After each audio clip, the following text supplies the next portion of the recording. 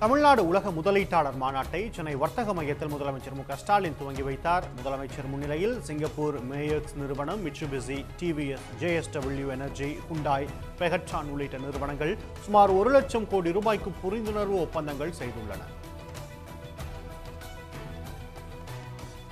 அனைத்து வகை தொழில்களிலும் முன்னேறும் மாநிலமாக தமிழ்நாடு திகழ்வதாக முதலமைச்சர் மு.க. ஸ்டாலின் பெருமிதம் தெரிவித்துள்ளார்.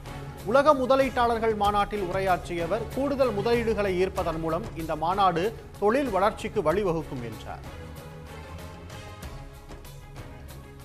தமிழ்நாடு ஏராளமான வளங்களை கொண்டிருப்பதாக ஒன்றிய அமைச்சர் பியூஷ் கோயல் தெரிவித்துள்ளார். 1 லட்சம் கோடி டாலர் என்ற பொருளாதார இலக்கை தமிழ்நாடு அரசு நிர்ணயித்திருப்பது மகிழ்ச்சி அளிப்பதாக கூறியுள்ளார்.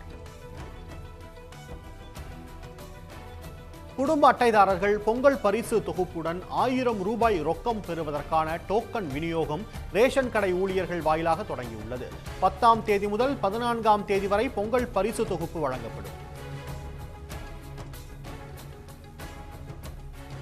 காஞ்சிபுரம், செங்கல்பட்டு, விழுப்புரம் ஆகிய மாவட்டங்களில் இன்றும் நாளையும் மிக கனமழை பெய்யும் என வானிலை ஆய்வு மையம் கூறியுள்ளது. சென்னை, திருவள்ளூர், ராணிப்பேட்டை, வேலூர், திருவண்ணாமலை உள்ளிட்ட 14 மாவட்டங்களில் கனமழைக்கு வாய்ப்பு இருப்பதாக தெரிவிக்கப்பட்டுள்ளது.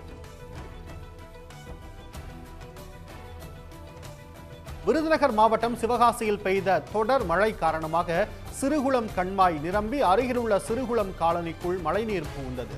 இதனால் அந்த பகுதியில் ஆக்கிரமித்து கட்டப்பட்டுள்ள 50க்கும் மேற்பட்ட குடியிருப்புகளுக்குள் வெள்ள நீர் புகுந்தது. தமிழ்நாட்டில் ஆட்டோமொபைல், தகவல் தொழில்நுட்பம் என பல்வேறு துறைகளில் டிவிஎஸ் நிறுவனம் மேலும் 5000 கோடி ரூபாயை முதலீடு செய்துள்ளது. இதன் மூலம் 500 பேருக்கு வேலை வாய்ப்பு கிடைக்கும் என முதலீட்டாளர்கள் மாநாட்டில் பேசிய நிறுவன இயக்குனர் வேணு சீனிவாசன் தெரிவித்துள்ளார். இந்தியா கூட்டணியில் பிளவு எதுவும் இல்லை என்றும் தொகுதி பங்கீடு பேச்சுவார்த்தை நடைபெற்று வருவதாகவும் காங்கிரஸ் பொதுச் செயலாளர் KC வேணுகோபால் கூறியுள்ளார். 28 கட்சிகள் உள்ள அணியில் கருத்து வேறுபாடு இயல்பான ஒன்றுதான் என அவர் தெரிவித்தார். பேச்சுவார்த்தை மூலம் அவை சரி செய்யப்படும் என்றார்.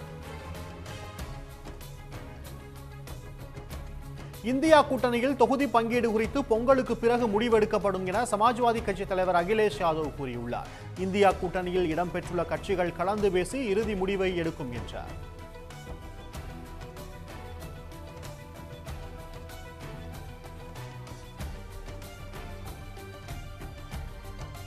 டெல்லியில் பள்ளிகளுக்கு விடுமுறை அளித்த உத்தரவை டெல்லி அரசு திரும்ப பெற்றுள்ளது. 10ஆம் தேதி வரை விடுமுறையை நீட்டித்த உத்தரவு தவறுதலாக பிறப்பிக்கப்பட்டதாக அரசு விளக்கம் அளித்துள்ளது. எனினும் 5ஆம் வகுப்பு வரை மாணவர்களுக்கு மேலும் 5 நாள் விடுமுறை அறிவிக்கப்பட்டு இருக்கிறது. உடனுக்குடன் செய்திகளை தெரிந்து கொள்ள சன் நியூஸ் பெல் ஐகானை கிளிக் பண்ணுங்க.